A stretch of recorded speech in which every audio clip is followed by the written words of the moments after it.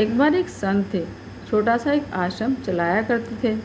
एक दिन पास के रास्ते से एक राहगीर को पकड़कर अंदर ले आए और शिष्यों के सामने उससे प्रश्न किया, यदि तुम्हें सोने की अशर्फियों की थैली रास्ते में पड़ी हुई मिल जाए तो तुम उसका क्या करोगे?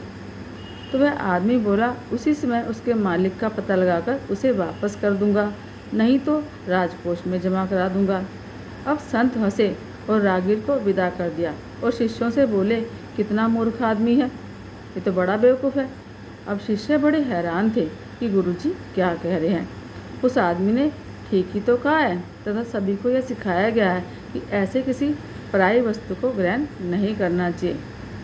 थोड़ी देर बाद फिर संत किसी दूसरे को अंदर पकड़ लाए और उससे भी यही प्रश्न दोहरा दिया।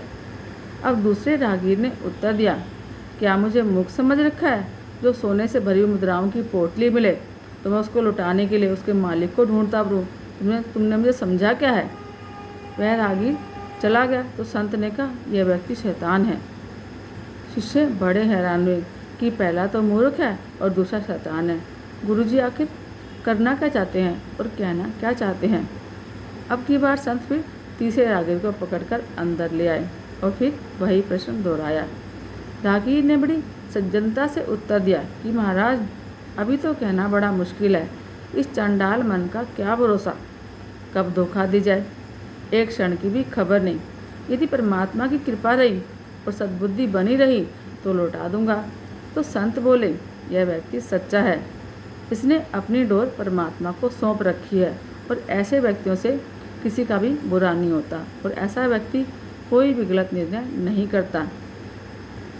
ज्येष्ठ पांडव, सूर्यपुत्र कर्ण, कर्म धर्म का ज्ञाता, क्या कारण था कि अपने छोटे भाई अर्जुन से हार गया, जबकि कर्म और धर्म दोनों में ही वो अर्जुन से श्रेष्ठ था। कारण था कि अर्जुन ने अपनी डोर को भगवान कृष्ण को सौंप रखा था। जब अर्जुन युद्ध के लिए निकले तो अपने जीवन रथ की डोरी उन्होंने भगवान कृष्ण के हाथों में छोड़ दी थी। अब आपको और हमें भी इसी प्रकार अपने मन और जीवन की डोर भगवान के हाथों में दे देनी चाहिए।